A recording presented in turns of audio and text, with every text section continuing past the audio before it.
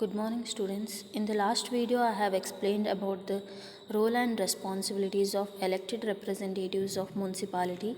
The next concept is Panchayati Raj in India. So, first we'll see the introduction.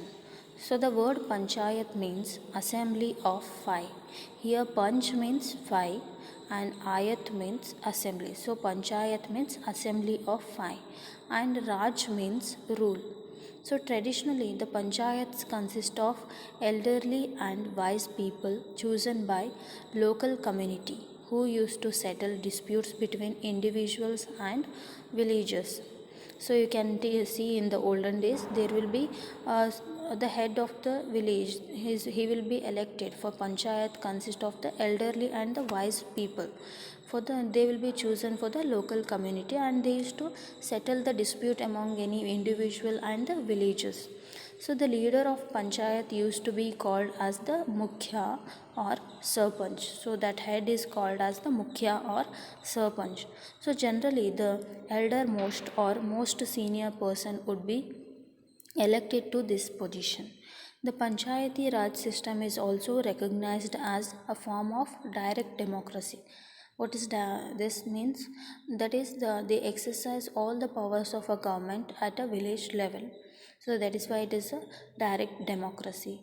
So as opposed to the popular notion that is a type of representative democracy.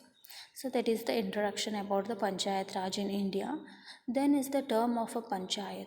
So the amendment provides for the continuous existence of panchayats. The normal term of a panchayat is 5 years. If a panchayat is dissolved earlier, elections are held with 6 months. There is a provision for a state election commission for a superintendent direction and control of the preparation of electoral rolls and conduct of the elections to the panchayats. So the usual term is the for 5 years, and if they have dissolved earlier, then the elections are held within 6 months. If they have removed or if anything happens, then the 6 months election within 6 months election will be done and they'll be appointed. And there are provisions for the state election commission for the direction, control, on the preparation of the electoral rolls and conduct of the elections to the uh, panchayats. There are provisions under this state election commission in order to conduct the elections for the panchayat. Next is the power and responsibilities of the panchayats. So state legislature may endow panchayats with such powers and responsibilities and authority as may be necessary to enable the panchayats to become institutions of self government at the grassroots level. So responsibility may be given to them to prepare plan for economic development and social justice. So they have the responsibility to prepare the plans for the economic development and social justice. Schemes of economic development and social justice with regard to 29 important matters mentioned in 11th schedule, or such as agriculture, primary and secondary education, health and sanitation, drinking water, rural housing, and the welfare of weaker sections. That is, weaker section means this SC, ST, and OBCs. So, social forestry and so forth may be made by them. So they have their responsibility, the panchayat and the head of the panchayat, the sarpanch's responsibility is to look after this, because these are the necessary development that should be done in the rural area. So this is the power and the responsibilities of the panchayats. Next concept is the Panchayat Raj system or Panchayati Raj institutions, PRIs. So in India, the Panchayati Raj generally refers to the local self-government of villages in rural India as opposed to urban and suburban municipalities. So in urban area, the local body is called as municipality or Nagarapalika, whereas in village or in rural area, it is called as the Panchayat Raj.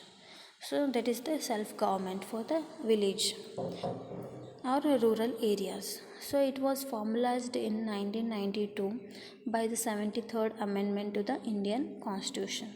Currently, the Panchayati Raj system exists in all states except Nagaland, Meghalaya, and Mizoram, and in all union territories except Delhi. So this system exists in all the states and except in some few states. And in India, the Panchayati Raj now functions as a system of governance in which Gram Panchayats are the basic units of local administration. So that is the introduction about the Panchayat Raj institutions or system.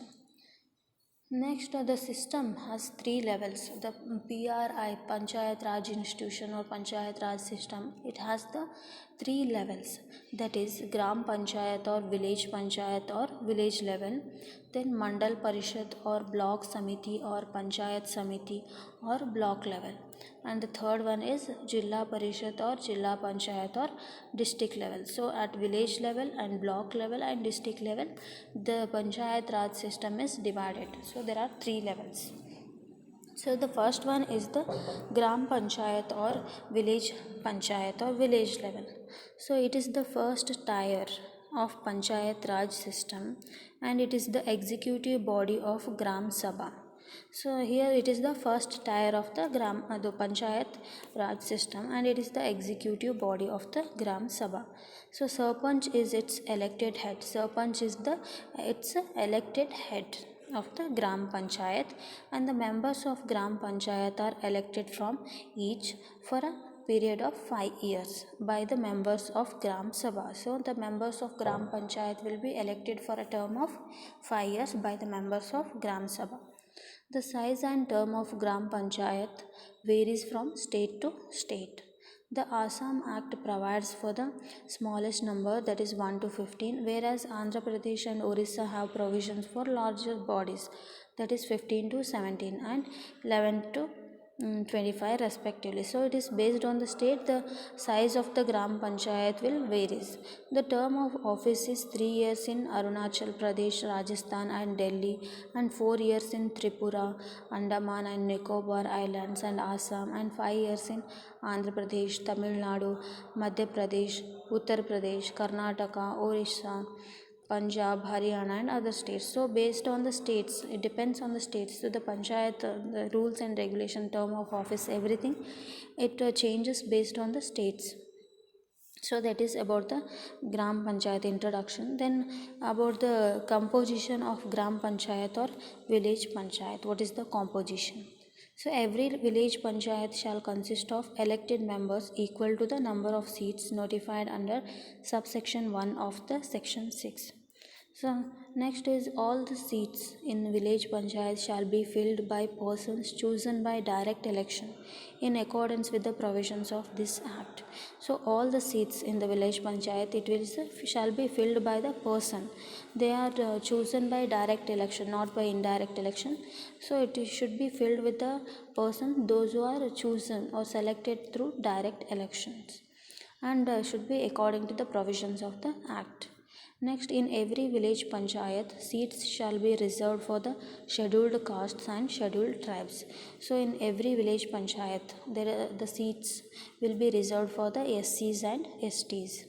Then, one third of the total number of seats reserved under subsection 4 shall be reserved by the government for women belonging to the scheduled caste or the scheduled tribe, as the case may be. So, in the total number of seat, one third should be reserved for the women, that too SC or ST women. Next is a village panchayat shall have the president and a vice president elected by the members of the village panchayat from among themselves. So the village panchayat, they have the president and vice president, and they are elected among the members of the village panchayat themselves. So this is about the composition or administration of the village or Gram Panchayat. Next is the functions of Gram Panchayat. So the civic functions relating to sanitation, cleaning of public roads, minor irrigation, public toilets, primary health care and the supply of drinking water, constructing public wells, rural electrifications, then social health and primary and adult education, etc., are the obligatory functions of village panchayat. So these are the functions of the necessities for the villages. So the village panchayat has to look after all these things. The next function is the optional functions. These are the civic means these are the main functions. Next is optional functions. This may be done or may not be done. So the optional functions depend on the resources of the panchayat. So this one, which is based on the resources, means money or the so based on that these functions will be performed. They may or may not perform such functions as tree plantation on roadsides, setting up of breeding centers for cattle, then organizing child and maternity welfare, then promotion of agriculture, etc. These are not a necessary function, these are optional function. If the panchayat has enough money or the resources, then they will do this function, they will perform this function. Then after the 73rd amendment, the scope of functions of the gram panchayat was widened. Such important functions like preparation of annual development plan of panchayat area, annual budget, then a relief in natural calamities, removal of encroachment on public lands, and implementation and monitoring of poverty alleviation programs are now expected to be performed by the panchayats.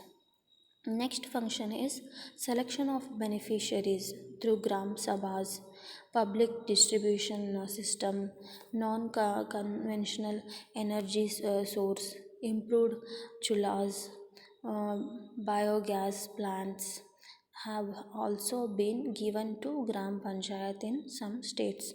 So these are the some functions that may be performed or may not be performed by the panchayat.